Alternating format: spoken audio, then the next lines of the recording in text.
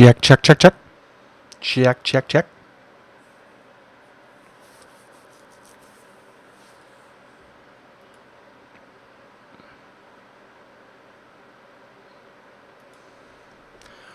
Indeed, what a time to be alive. Hello.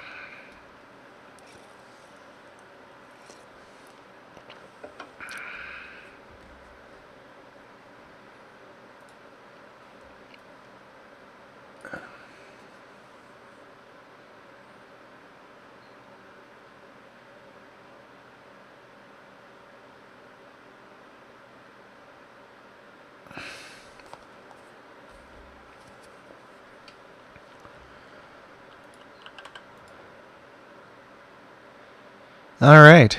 It is 3 o'clock. I'm going to get this thing started. Before I start, a couple things.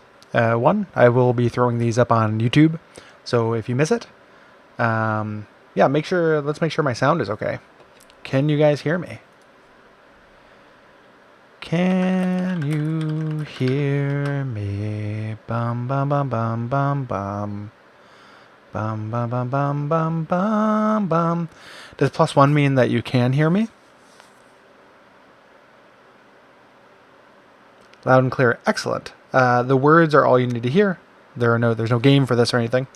I'm just reading game books and choose your own adventures. Before I get started, actually, making an audio recording of this as well. Before I get started, the concept is that I'm going to be reading game books. I have a huge box next to me of game books to get through every week. The show is 1 hour, just 1 hour, like a TV show. I'm not going to keep going or do any marathon streams. And the other thing is, in these Choose Your Own Adventure game books, once we die, we die.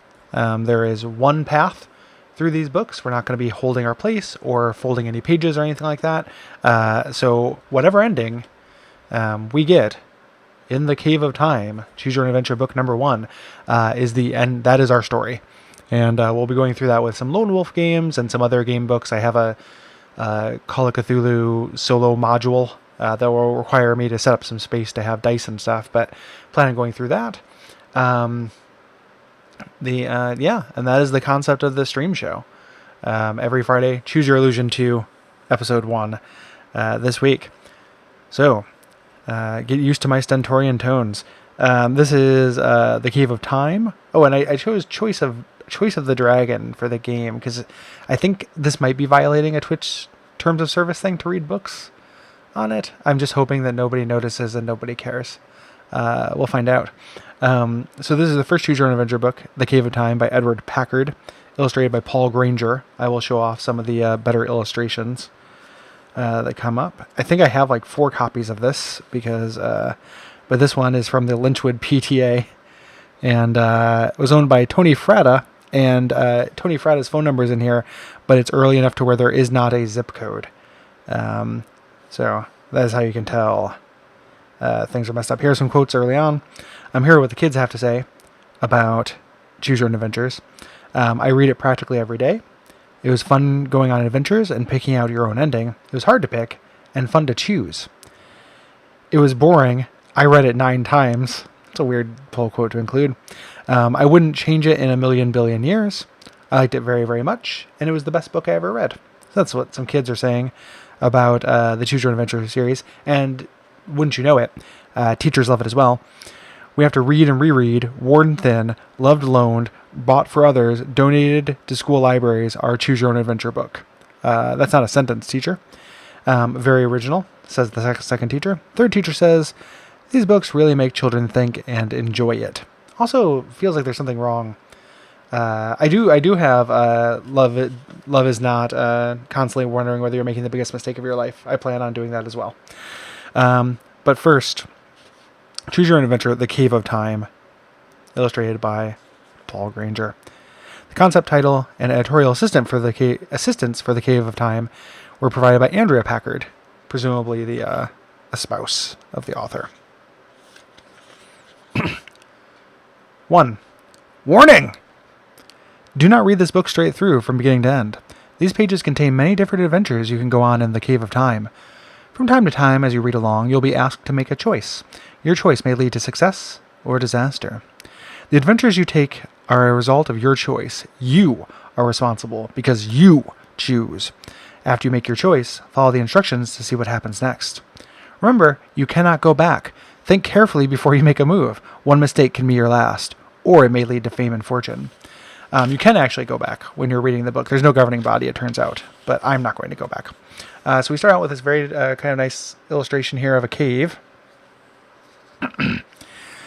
You've hiked through Snake Canyon once before while visiting your Uncle Howard at Red Creek Ranch, but you never noticed any cave entrance. It looks as though a recent rock slide has uncovered it. Though the late afternoon sun is striking the opening of the cave, the interior remains in total darkness. You step inside a few feet, trying to get an idea of how big it is. As your eyes become used to the dark, you see what looks like a tunnel ahead, dimly lit by some kind of phosphorescent material on its walls. The tunnel walls are smooth, as they were shaped by running water. After 20 feet or so, the tunnel curves. You wonder where it leads. You venture in a bit further, but you feel nervous being alone in such a strange place. You turn and hurry out. A thunderstorm may be coming. Judging by how dark it looks outside, suddenly you realize the sun has long since set, and the landscape is lit only by the pale light of the full moon. You must have fallen asleep and woken up hours later. But then you remember something even more strange. Just last evening, the moon was only a slim crescent in the sky. You wonder how long you've been in the cave. You're not hungry. You don't feel like you've been sleeping. You wonder whether to try to walk back home in the moonlight or whether to wait for dawn, rather than risk losing your footing on the steep and rocky trail. All right. That's what we're at. So if you decide to turn back home, we go to page 4. If we decide to wait, we go to page 5. I feel like going back home this early on is probably not the right choice. Now, there's a Twitch delay, so you guys won't be able to quite, chime in on this, but I am going to be taking audience. Nothing formal, nothing with a vote or anything like that, just because of that wait, and sometimes I don't want to kill the pace like I'm doing right now. But if you have thoughts on those things, please throw that in the chat. For now, though, we're going to go ahead and wait it out in the cave. I'm going to make an editorial decision to make this choice myself. You wait until morning, but as the rosy wisps of dawn begin to light the eastern sky, a chill and foreboding wind begins to blow. If we take shelter, turn to page 6. If you brave the freezing wind to see more of the world about you, turn to page 16. Yeah, I already didn't do it, Jeremy. So what do you guys think? Do we seek shelter, or do we brave the freezing wind to see more of the world about us? I'll go ahead and wait for that. Examine wind, brave the wind. Braving the wind does seem brave. I like that part of it. Okay, everyone wants to brave the wind. I cannot examine the wind. Okay, I'm braving the wind. It's not the end, luckily. You resolutely trudge along a rocky ridge. It has been cleared of whirling snow by the fierce wind, which bites and blows against your body. The world seems transformed, and much for the worse. You must find a house or a cabin, people who can help you, or you will die. As you ponder your fate, you stumble and fall, plunging into a deep crevasse. Well, that was quick. You black out and later awaken, still shivering, but in a warmer place at least. By the dim amber light, you can see that somehow you have fallen back into one of the chambers in the Cave of Time. That's the first time the Cave of Time has been named in this book. A passageway leads to the right, another to the left. Does one lead to the future and one to the past? So we can either go to the left-hand passageway or the right-hand passageway now that we've fallen back into the Cave of Time, which apparently was on the table this entire time. So what do you guys think, left or right? All right. We got one vote for left here. Right. Right, I want to go left. Left, Cave of Time, yes. Right, left. Left is definitely the prevailing thing, so that's page 24. It's not the ending. You follow the left passageway. It leads upward to the surface. Before you, a grassy meadow slopes down to a clear, fast-flowing stream. Beyond it are pine-covered foothills stretching in the distance towards snow-covered peaks. You might be in Wyoming in your own time, but whatever time it is, the world you see appears to be a hospitable one. You notice a herd of buffalo grazing, but nowhere can you see a house or fence or road or any sign of human presence. It is possible you are living hundreds, perhaps thousands of years ago. You gaze upwards. One of the puffy white cumulus clouds is moving in a strange fashion. It is descending. A spaceship is landing right before your eyes, only a few hundred yards away. So this is why I like these books. So do we hide from view, or do we go up to the spaceship? I have a really strong feeling what people are going to pick for that one. Even though saying that, maybe people will be contrarian about it. I don't actually understand why the Cave of Time. This narrator does make a lot of assumptions. Spaceship. We're going on the dang heckin' spaceship. You cautiously approach that spaceship and, to your amazement, see that it is resting a foot or so above the ground, without any visible mechanism of keeping it aloft. There are no engines, rocket exhaust, portholes, landing gear, antennae, or other equipment you might imagine a spaceship would need. You realize it must be the product of an supremely advanced civilization. Trusting that such people have learned to be loving towards others. This kid's got to get himself killed. You approach the ship. A portal slides open, but all you can see within is a shimmering blue light. A large cube is thrust out through the portal and lowered onto the ground by a mechanical arm. The top of the cube is withdrawn, leaving a pallet on which to lie the sleeping forms of 3 men and 3 women dressed in the shrouds of animal skins. Their bodies and features remind you of pictures you have seen depicting the earliest men on Earth. You have an impulse to jump aboard the spaceship before the portal closes. We're definitely going to jump on that ship, right? I mean, I can't. We're gonna go on the ship. That's 115. We get probed. Are you guys cool with the ship? I think you guys are probably cool with the ship. Okay. You jump aboard and find yourself in a sealed chamber. The walls surrounding you remind you of the inside of a bathtub. It occurs to you that the beings who control the spaceship have some means of manipulating time. Could it be that the Cave of Time is their creation? As you are thinking these thoughts, you become increasingly drowsy, and in a moment, you are asleep. You awaken in darkness, wondering if you may be traveling through space in the alien ship. There's light coming towards you from one direction, and you get up and walk towards it. Then you realize you are looking through the opening of your cave. You hurry out to find joy. To your joy, find Snake Canyon just as you remembered it. You are back in your own time. It's a long while before you feel like visiting Snake Canyon again. When you do, you find the opening of the Cave of Time has been covered over by a massive rock slide, and you think to yourself, maybe just as well. And that is our version of the Cave of Time. The end. It is the thrilling, gripping tale of a boy who went into a cave, fell into a pit, woke up next to a caveman, and went into a sleep ship that brought him back home safely. Yay! So that one's down. We're going to be going through these pretty quick, I guess, actually. So I wanted to mention this on there. If you have, in your attic, or if anybody has old game books or Choose Your Own Adventure books that are just kind of sitting around, I will take donations for this project. Because I do have a pretty hefty box of these, but they won't last me forever. And if I run out, I run out. And some of these will take more than one session, I think. I have this, which I'm going to do at some point. This is the board game, role-playing game update of Lone Wolf. I have old Lone Wolf books as well, but this is something I've been excited to crack into. And that also features multiplayer, so it is possible I might try to get somebody else in here to play one of the other roles. One of the other ones I had on deck today, and like I said, I'm going until 4, so if there are more of them. If you have Animorphs Choose Your Own Adventure books, hook me up. So Mike was kind enough to send me this Choose Your Own Adventure book, which I think is very funny. This is Choose the Fate of Apollo 13, the actual, manned space mission. So we're going to be doing this, and this one's very slim, as you can see. So this one will go pretty quick. We'll see if it explodes, which would just seem a little bit insensitive to the people, to Tom Hanks. At the very least, there's 16 different endings, and I think there are 16 different endings, and there are 24 pages on this thing. the most there can be. But yeah, the next thing we'll be reading is Choose the Fate of Apollo 13 here. And here we go.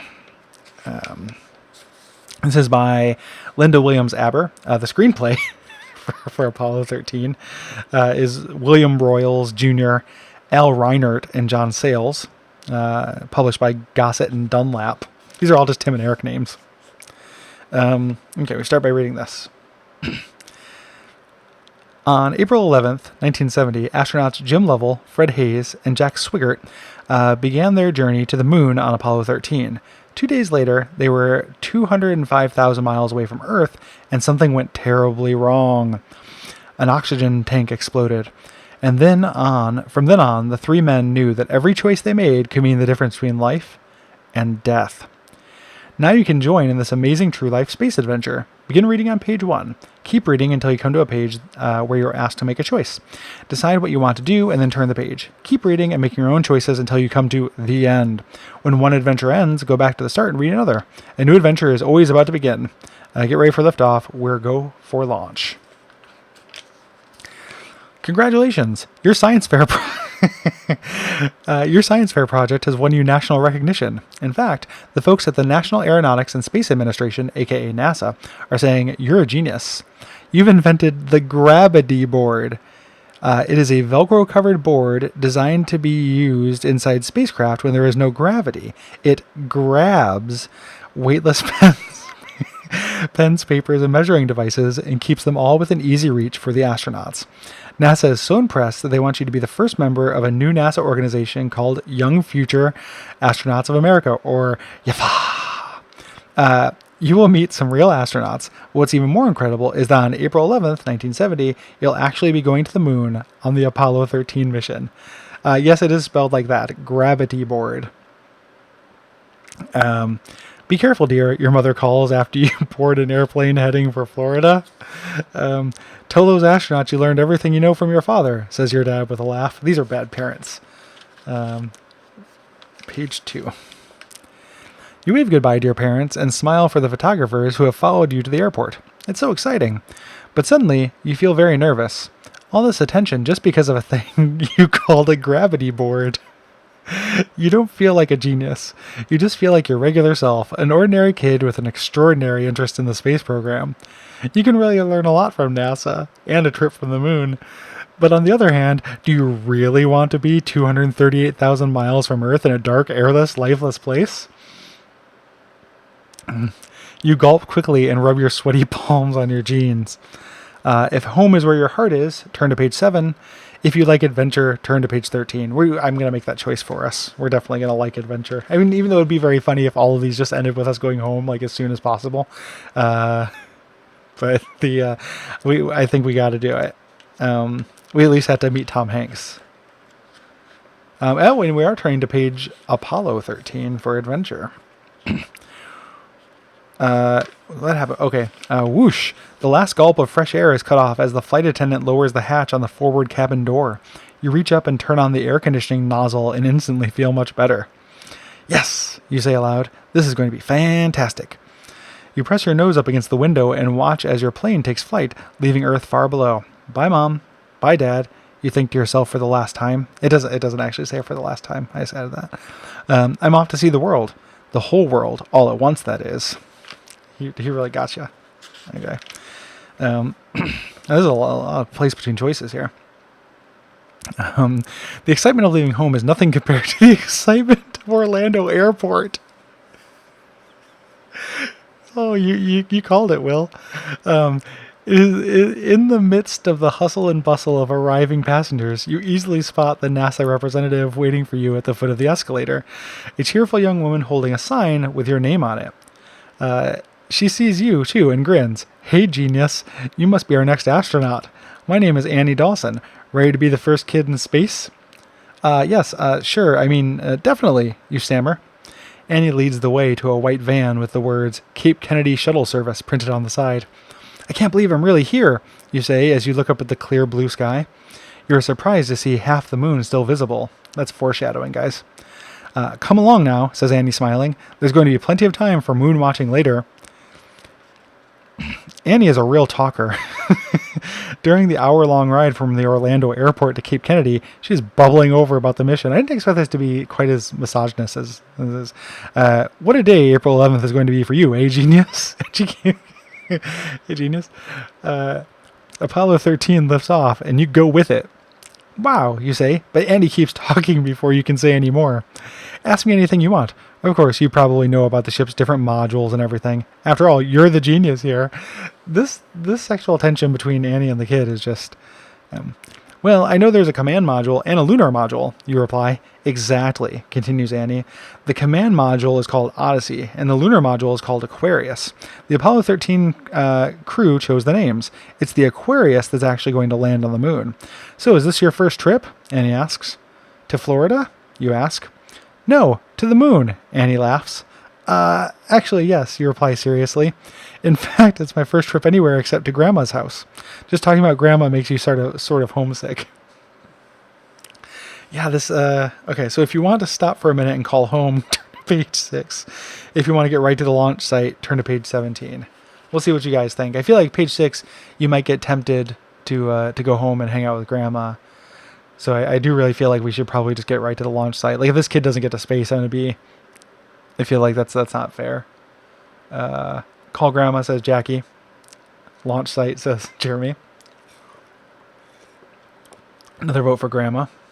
Another vote. 3 votes for Grandma. It feels like we're leaning Grandma here. So hopefully this doesn't end, but if it does, I think that's pretty funny. So, page 6.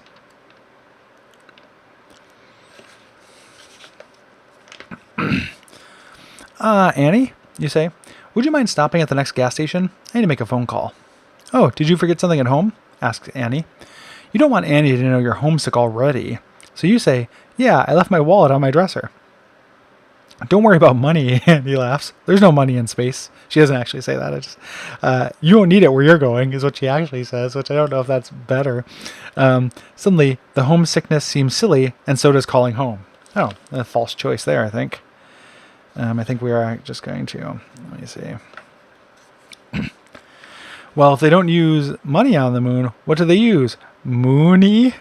You say jokingly to Annie. Annie laughs. So, she says, you're a genius and a comic, eh? I think you're going to get along just fine with the astronauts. In the distance, you see an awesome sight, a huge rocket. Wow, I knew it was big, but I didn't know it was that big. That's what the whole world will be watching pretty soon. The Saturn V launch vehicle is ready to boost Apollo 13 into orbit, Annie marvels. It's hard to imagine something so big being in orbit, you say. Well, genius, says Annie. You don't have to imagine it, you're going to see it yourself. Oh my goodness. This is a good genius. This is a good book. Before you can even start to think about what's ahead for you, the van arrives at the entrance to Cape Kennedy. Checking in with a visitor, Annie tells the guard. So, this is the genius we've all been hearing about, says the man wearing a security badge. You'll be making history here, genius. Good luck. When you hear the word luck, you feel superstitious for a second. You sort of wish you were going up on the Apollo 12 or 14. Thanks, you say. I hope I won't need it. You're not nervous, are you, genius? Asks Annie sweetly. Don't worry about a thing. You'll be in very good hands. In fact, here they are right now. She points to the entrance of the building and explains. That's Commander Jim Lovell talking with another astronaut, Ken Mattingly. I can't believe I'm actually going to meet them. Believe it, says Annie. In your excitement, you undo your seatbelt before Annie stops the van. Remembering the tote bag next to you on the seat, you grab it as Annie turns the van into a reserved parking space. Do you think they'll want to take a look at my invention right away? You ask, patting the tote bag. You peek in at the gravity board just to make sure it hasn't been damaged during the trip. Well, laughs Annie, they might want to take a closer look at you first. They're definitely going to eat this kid, right? Like, what do you mean a closer look? You ask as you open the door of the van and step out. How close? Probably they'll want to make sure you're in good health before allowing you on the mission. They won't let anyone go with so much as a sniffle. As Annie talks, you glance over at the two astronauts. They're still engaged in some serious conversation. Okay. So if curious about the conversation, turn to page 39. Eager to show off your invention, turn to page 24. What do you guys think?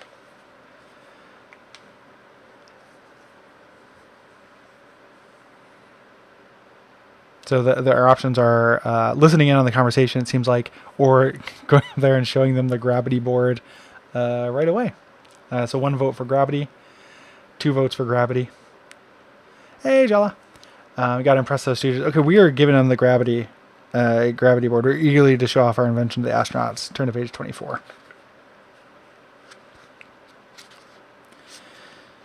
If this is the end, that'd be great. Like, this is just a board with Velcro on it. Okay. You're holding your tote bag tightly, and you are all ready to take out the gravity board. But then you hear Jim Lovell say sadly, "I'm sorry, Ken. The flight surgeon says you've been exposed to measles. And since you've never had them, I'm afraid you're off the mission." You turn back to the van and put the tote bag on the front seat. "Maybe this isn't such a good time to show them the gravity board," you whisper to Annie. Annie nods in agreement as Mattingly's voice cuts through the air. "Those medical guys. I had a feeling." Ken shakes his head. He knows there's nothing he can do to change things. He turns and walks away. Jim looks unhappy, but manages a smile when he notices you and Annie. He comes over and says, "That was a tough call. Jack Swigert will have to replace him. I have no choice. Measles on the moon just won't do." "Now, you must be the genius we've been hearing so much about," says the astronaut, holding out a hand to you. "Nice to meet you, Commander Level," you say politely. "None of that Commander Level stuff," he says. "Call me Jim." Then he turns to Annie and says, "Well, kiddo, I guess I'll take the genius from here. Thanks a lot." "My pleasure," Annie smiles, patting you on the shoulder. "So long, genius, and good luck on the lunar flight. I'll be seeing you." You and Jim wave goodbye as Annie pulls away in the van. "Well now," says Jim, "how about letting me take a look at that invention of yours?" "Oh no, Annie's got the invention in the van!" If you think it's too late to catch her, turn to page 26. Turn to page 50 if you think you can stop her. So what do you guys think? Can we stop Annie with our gravity board, or do we think it's too late based on exactly no information? Stop her. 1 vote for stop her. 1 vote for toss yourself in front of the van. That's why this is called Apollo 13: Death of a Genius. Stop her. Okay, we definitely gotta stop her. Turn to page 50. If this ends with you getting run over, like I'm gonna find this author and send him money. Okay. "Annie, wait!" you shout through cupped hands. "You've got the gravity board!" Luck is really with you. Annie hears you through the open window. She turns the van around and heads back to where you and Jim are standing. When the van stops, Jim runs up to the window and Annie hands the board to him. What happens next is so startling you could hardly believe it's happening. And then there's a thing. So I don't know what the thing is, but if we get out our handkerchief, we turn to page 16, or if we close our eyes and hope for the best, we turn to page 5. What do you guys think?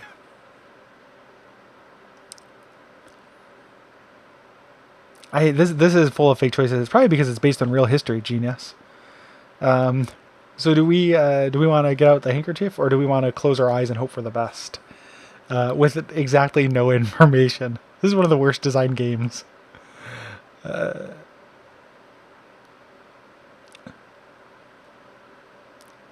do you guys think? Honestly, part of me wants to get out the handkerchief to see what he'll do with it, but I don't. I'm not confident in that choice. Handkerchief. So vote for handkerchief. Can't call Grandma. I can go back and read that part again, but we'll just be stuck in a time loop. Then. I think I'm gonna do handkerchief because that's what I want to do too. I want to see what this kid's gonna do with it. Also, what kind of kid carries a handkerchief? Like, this is really painting a pretty unflattering picture of this kid. Okay.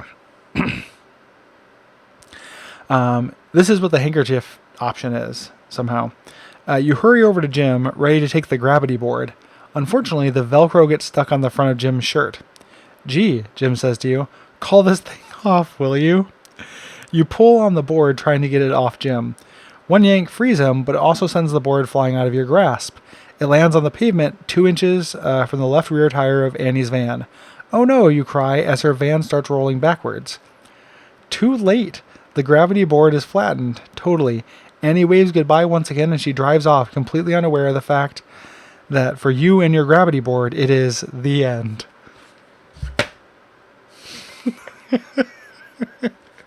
Throw one in the done pile there. It is the touching story of a kid who some astronauts made fun of for an afternoon, and then had his device broken and lost his trip because he could reinvent the gravity board.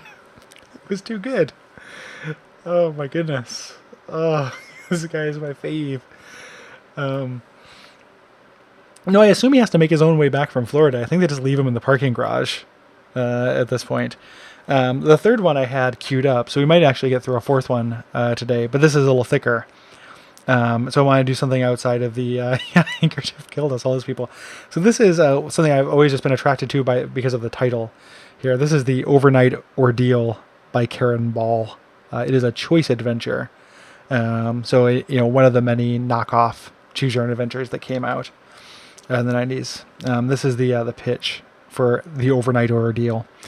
A midnight visit to the Millersburg Cemetery brings the Ringers face to face with unexpected danger. What should they do about the man lurking in the shadows? It's up to you. So this is the Overnight Ordeal. This is the choice adventures thing, and I think looking at this, it looks like it's like a group of mystery solving teens or whatever who are all in these different choice adventures here. By looking at the other books, this is the only one of these I've ever found, but there's also the Hazardous Homestead, the Tall Ship Shakedown, the Class Project Showdown, the Silver Lake Stranger, the Counterfeit Collection, Mountain Bike Mayhem, the Appalachian Ambush, a bunch of things like that. So if I ever find any more of the choice adventures, I'll be sure to pick them up. And this is from 1994. This guy. All right, let's get ready for the Overnight Ordeal. The sound of a slamming door echoed throughout the Martin household. Chris didn't care. In fact, he hoped it had been loud enough for the neighbors on the next block to hear, or in the next town. He wanted everyone to know how mad he really was. No, not mad. That wasn't violent enough for what he felt. Steamed, ticked off, hacked off. Several other terms ran through his mind, and he pictured his mom's face if he were actually to say them. A grim, somewhat satisfied smile crossed his face. Yeah, well, at least she can't tell me what to think, he muttered fiercely. With a disgusted snort, Chris threw himself on his bed, punching a pillow as he landed. How could he have such a stick-in-the-mud mom? He snorted. Her reaction would have been understandable if he'd asked permission to go with the guys and rob a bank or something really rotten, but to get that upset about this? He could just see how she had squinted her eyes and frowned, and her head started to shake no before he'd even finished his explanation. You know how I feel about those things, Chris, she said in that mom voice she used every time she had to say something she was pretty sure he wouldn't like. She'd reached out to touch his arm and added, It's your choice, but I'd really rather you didn't. She didn't say that he couldn't do what he wanted, a small voice in his head said. Yeah, right. Like I really have a choice. I thought she was pretty reasonable about it, the whole thing. This is Chris is arguing with his head. Whose side are you on? Chris broke in with a disgusted snort. He knew that if he thought about it for long, he'd stop being mad at his mom. After all, she was a pretty cool mom. She usually listened when Chris wanted to talk and treated him like someone who had brains instead of some little moron. She almost tried to be fair. Oh, no, you don't, he screamed fiercely, or muttered fiercely. Scream comes up later, but if I wish he had screamed this. Oh, no, you don't, he muttered fiercely. I'm mad, and I'm going to stay mad. So you can just take your she's a pretty good mom line out and stuff it.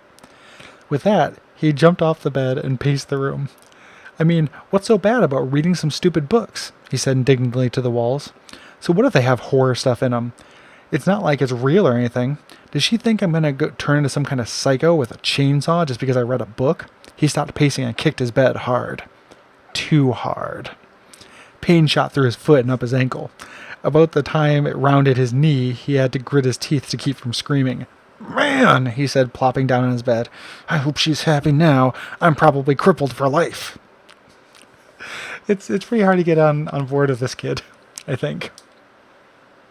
Your mom didn't exactly make you kick the bed, the annoying voice remarked. Yeah, well, she made me mad, and if I wasn't mad, I wouldn't have done something that stupid, so I guess it's her fault as much as anyone's. Yeah, right. Like you never do stupid things on your own. Oh, put a lid on it, Chris snarled. He hated it when his conscience got sarcastic, especially since it was right so much of the time. And he had the nagging feeling that this was one of those times. The image of his mother's face, when she'd seen the book he was reading, flashed into his mind. Well, hey, it's not like I asked her to read it. Sure, he'd known that she wouldn't like those creepy books. In fact, she hated them. But was it his fault that she didn't like good entertainment? Good entertainment, the voice echoed, somewhat sarcastically, Chris thought. Who do you ask to find out, Chris? Like, if you're not sure what this is, like, who is the governing body? Yeah, good. I mean, the stories aren't the best, but they're okay. I don't really like all the gross and scary stuff, and the good guys usually get killed off. His voice trailed away. He was building more of a case for his mom's side than his own. Once again, her image flitted into his mind, only this time, what he saw was the look on her face as he'd yelled at her in frustration and then stormed out of the living room. She looked pretty hurt, his conscience offered. Chris just stared across the room at his desk. You really ought to apologize, it went on. She only objects to something when she thinks it's important, and you didn't even give her a chance to explain. This is one of the weirdest books that I've ever read. Chris stared at his desk even harder. That blasted conscience was starting to make sense again. If he could just find something to do, he could ignore it and go on with his day being mad. If not, well, he'd probably end up feeling bad and tell his mom he was sorry and he loved her, and they'd hug and talk it over. Normally that would have sounded like a good idea, but this time, well, there are just some things a kid had to stand firm on, like whether or not he had the right to decide what he watched or read. Shoot, 95% of the kids at school read these books. The 5% that stayed away from that stuff were basically a bunch of chicken dweebs. And if there's one thing Chris Martin was not, it's a chicken dweeb. Guys, this is about Coldplay. I think that they mentioned that it was the Martin household before, but I didn't put it together. So if Chris Martin of Coldplay decided to apologize, we turn to page 63. If he sticks with his decision to stay angry, we turn to page 132. What do you guys think of this this genius? What should Chris Martin of Coldplay do? Please, when it's Chris Martin of Coldplay, it's the scientist.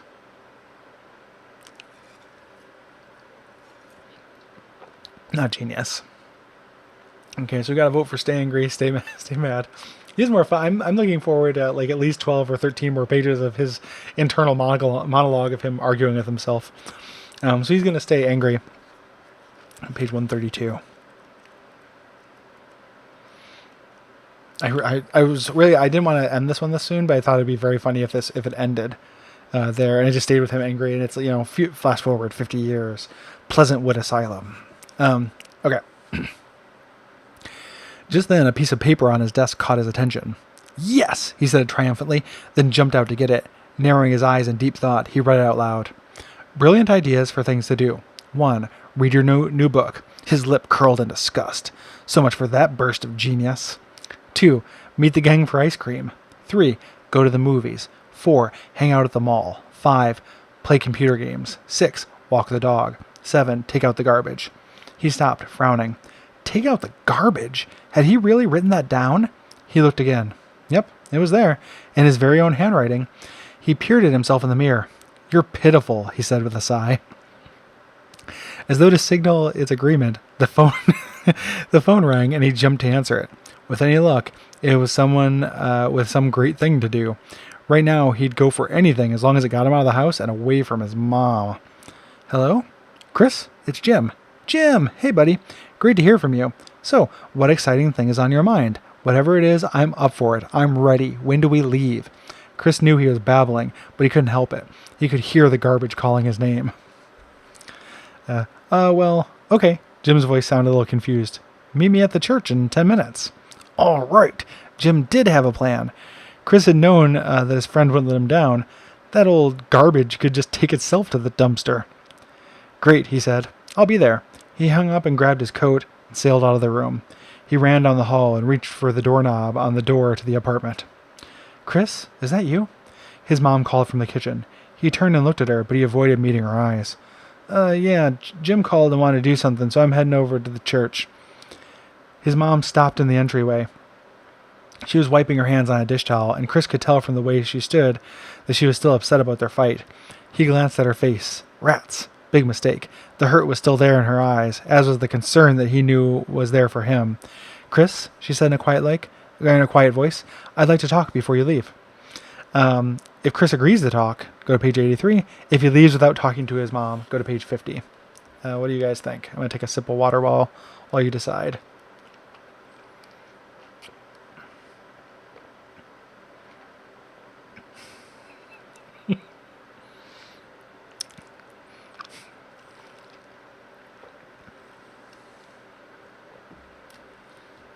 Okay, I've got to vote for talk to mom. No time to... Well, Jackie, I can't go back and change the text. In Chris's mind, it was definitely a fight. So no to mom. Go to church. Okay, we're skipping mom.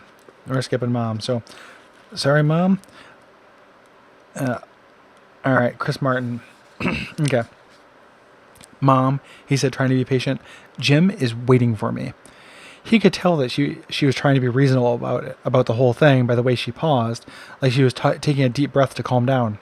Where are you meeting Jim? She said. At the church, like I already said. What are you boys going to do? She asked. A wave of frustration washed over him. Come on, Mom! He exploded, the words coming out in a rush of anger. All I want to do is go out for a little while. I mean, you tell me what I can and can't read or watch. Can't I have a little freedom? Or do you have to know everything I'm going to do? I just don't feel like talking now, okay? His mom's eyes flashed then, and Chris felt his face burn. But he wasn't going to back down. She'd probably order him to go back to his room, and he'd go, but he'd stomp all the way until it shook the apartment. He stared at her defiantly, waiting, but she just sighed and stood silent for a beat. Then she nodded. Okay, Chris, if that's how I want to do that, or if that's how you want to do this, we'll wait, she said with a voice that was low and controlled. Then she looked him square in the eyes, and he felt his face burn at the frustration and disappointment he read there. But when you get home, and I would prefer that you did so before supper time, we are going to talk. Chris nodded shortly, then went out the door. He got on his bike out of the garage and stared down the road. He should feel good, free. After all, he'd won this round. But a strange heaviness had settled on his chest. He and his mom didn't fight that often, especially not like they did today, and especially not over something stupid like a book. He felt his face burn as he remembered the way he'd yelled at her. Suddenly, there were tears stinging his eyes. If I was smart, I'd turn around and go talk to her. But he didn't. He just kept pedaling, feeling rotten, wishing he'd never mentioned the book or that he could start this whole stupid day over again. The end.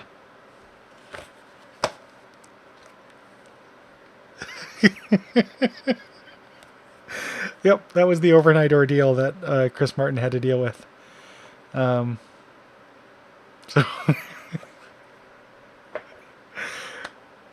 I wasn't expecting the endings to these to be like, because I feel like Choose Your Own Adventures are not meant to be read like this, where you just do one read through, like that.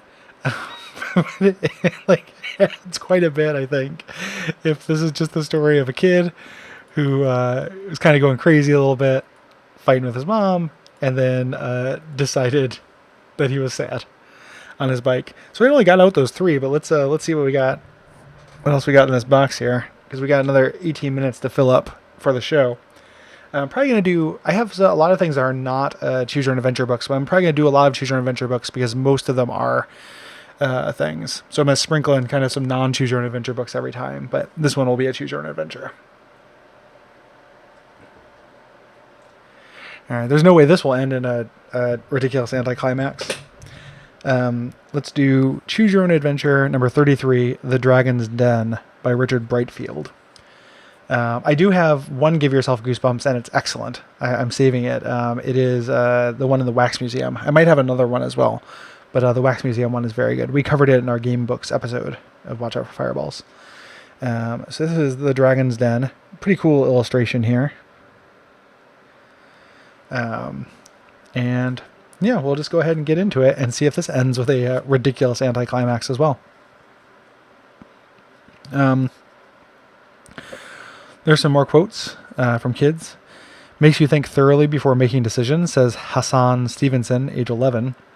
I read 5 different stories in one night, and that's a record for me. The different endings are fun, says Timmy Sullivan, age 9. That's great fun. I like the idea of making my own decisions, says Anthony Zaccardi, age 11.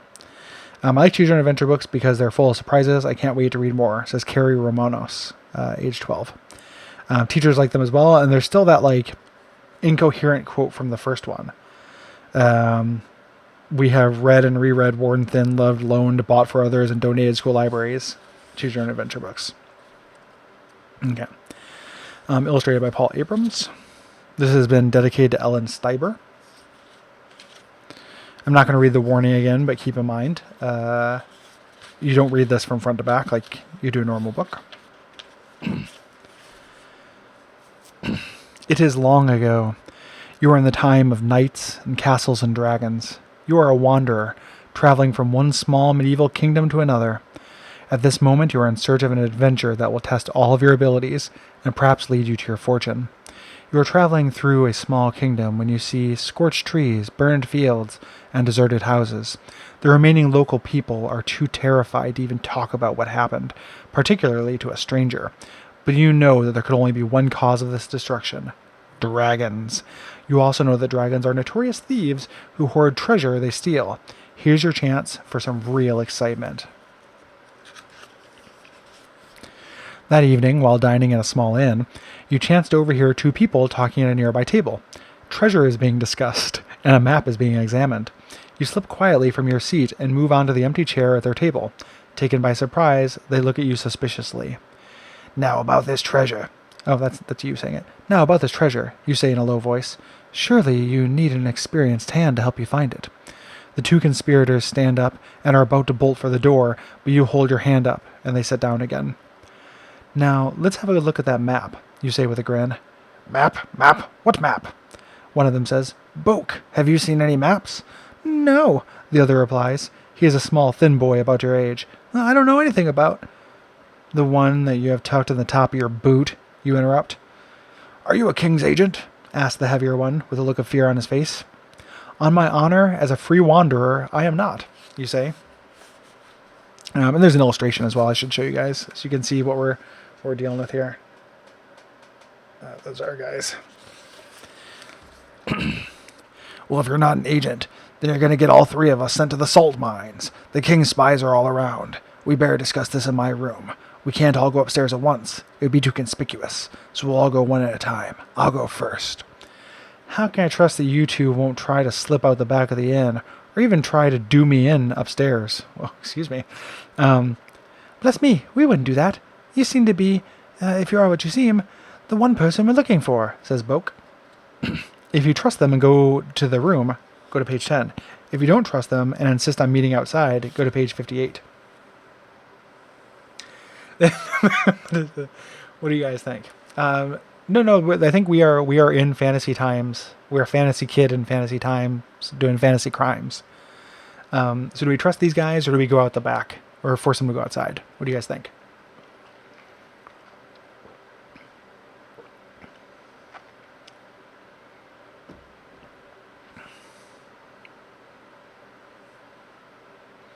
Okay. Trust them. Yeah, I don't think Boke and okay, we are going to go get done in their room. They seem nice to me. I'm going to trust them as well. Okay.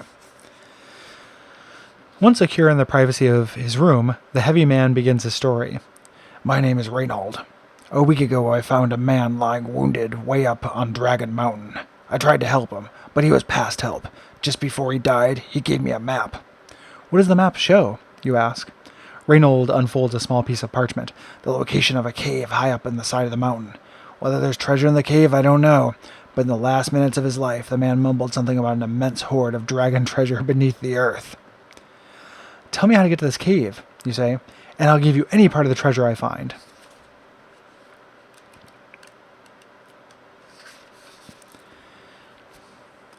I think I can find the cave, says Boke. I'd like to see what's inside myself. Have you forgotten the king's guard? Asked Reynold. There's a little used path that we can take to get by the guard. The less they know about our comings and goings, the better. Reynold shakes his head. I'll stay here and wait for you to return. I don't want anything to do with dragons. Settled then, you say. Boke and I will leave at dawn. After a few hours of sleep, you and Boke start off at daybreak. You follow a narrow, twisting street to the edge of town, and then a narrow path up the low hills beyond. As you near Dragon Mountain, the trail becomes steeper and steeper. Just as you are crossing a shadowy clearing, you and Boke are riveted to the ground by an unseen, powerful force. This could be the end. Oh, you gotta turn on the sound, Jeremy. Just becoming a visual ASMR for you. A burst of... Oh, somebody... Jack, you guessed it. Wizards. Wizard on the way. Here's... Look at this. We got this nice... This gentleman has joined us. Okay. A burst of hearty laughter comes from the trees as a tall, bearded figure wearing a long, elaborately patterned cloak steps into the clearing. He carries a long carved staff. "The wizard, Zarkon," claims Boke. "So, you would dare to enter the cave in the mountain," Zarkon says. "You would go down to the dragon's den itself. I'll wager for treasure." I'm personifying him as Santa Claus. "Don't look so surprised. I've just been reading your minds. Nothing much to that." Zarkon laughs again. "And you, Virginia. Vergana. Disguised as a boy, no less," he says, pointing his staff at Boke. Oh. With that, Boke's hat flies off, revealing a full head of beautiful blonde hair, which, coming undone, falls to her shoulders. "You're an old meddler, Zarkon," says Boke, whom you realize you must now call Vergana. "Stay out of this. We mean to find the fortunes and return." Zarkon frowns. "Watch your tongue, young lady. I could easily change you into a tadpole. Luckily, I like your spirit." He then turns to you. "And you, wanderer, are you one I have waited for? Your guidance will be invaluable to me. Let me introduce you to a friend."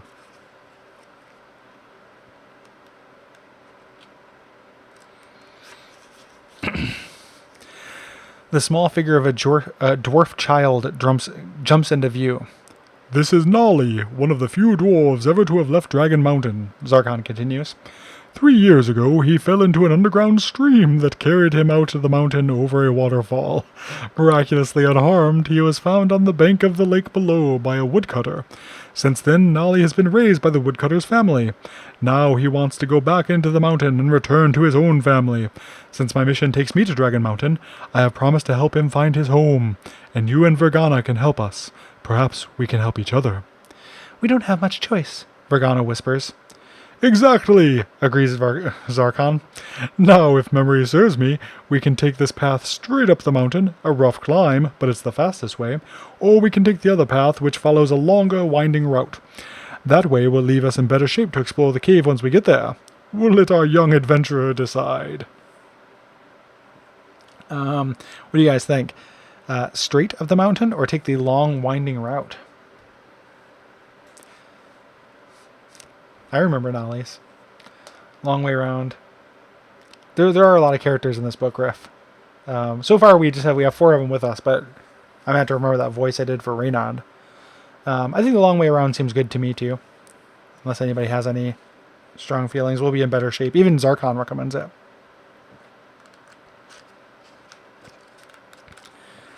Okay. "I don't see any use in wearing ourselves out," you say as you start up the winding path. The 4 of you climb easily and steadily higher until the woods start to thin out.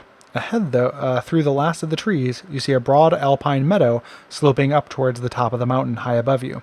You're halfway across the meadow when you hear noises behind you.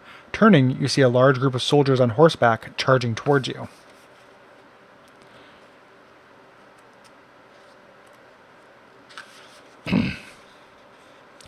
"I don't like the looks of that," you say. We haven't got much of a chance out here in the open if they attack us." "Don't worry," says Zarkon. "I recognize my friend Valerian in the lead. He's the city of 1,000 planets." He doesn't. He's the captain of the King's Guard. The horsemen gallop up to you and dismount. "Zarkon, I'm glad I found you," Valerian says. "The king requests your urgent return to the castle." "But I'm on an important mission," says Zarkon. "Prince Rupert has fallen ill," Valerian says. "Again?" Zarkon claims.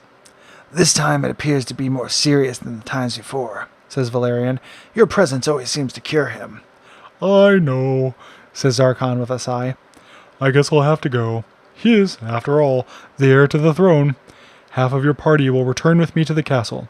The other half will provide safe escort for my companions to a point high in the mountain. I'm sorry, Zarkon, but my orders do not include... Zarkon raises his staff and glowers. I advise you to do as I say, he commands. You know how I get when I get mad.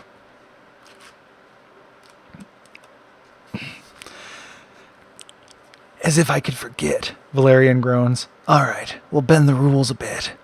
Valerian divides up the troops. 5 of the guard, including himself, will return with Zarkon. The other 5 will escort you up the mountain. I hope to rejoin you soon. I hope. Zarkon calls as he hops on the back of Valerian's horse.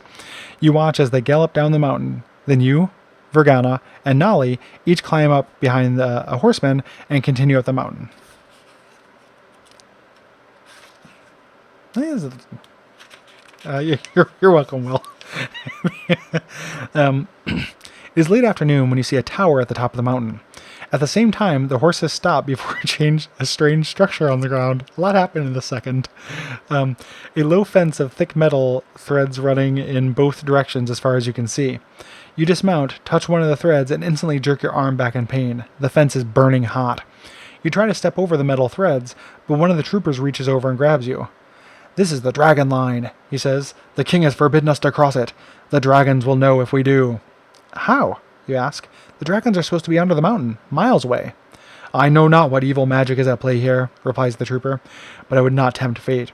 You may go at your own risk, but my men and I are returning to the castle. No matter what Zarkon asks us to do, I would advise you to do the same." If you take the trooper's advice and return down the mountain, turn to page 49, you decide to cross the dragon line and continue up the mountain, turn to page 43. I assume we're going to cross the dragon line. I mean, it may end up with it ending sooner, possibly, but also, like, these books give you way more chances just to quit the adventure than I remember. I feel like I would cross the dragon line in real life as well. So we're going to keep going up that mountain. "I think I'll keep going up the mountain," you say. "I'm with you," says Vergana. Nali nods. "Thanks for bringing us this far," you tell the troopers as you step over the dragon line.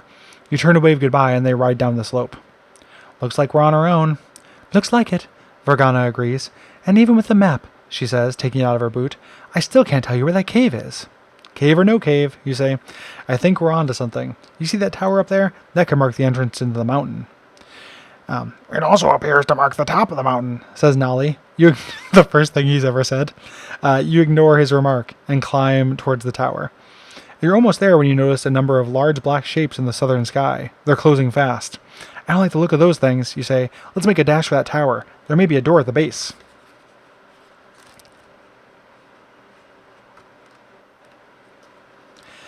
The three...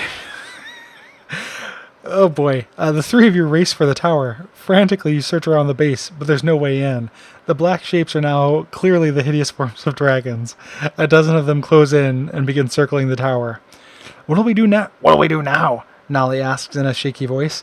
Before you can answer, a huge blast of flame whips across the mountaintop.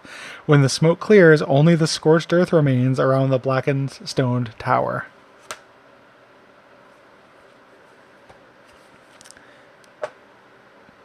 So that's the fun... Hey, kids. That is the fun adventure. That is our particular story of the Wanderer who walked up to a tower and got burned alive by a dragon. Ended up actually timing out very well for the for how long I want to do this. Thanks, everybody, for watching. I will be back next Friday and most Fridays. I'm going to try to do this for 3 o'clock PST. And you should also... tune into this channel, twitch.tv/Duckfeed, on December 8th, 9th, and 10th, where we will be doing Duckstream. And Will be joining us for that, Will Hughes in the chat. And it's going to be really fun. We put together a schedule, and it's going to be a good time goof 'em up for all involved. So, yeah, thank you very much and we'll be back in a week for more Choose Your Illusion 2. And Cole will be back with Hexcrank maybe this weekend. So thanks for watching. Bye.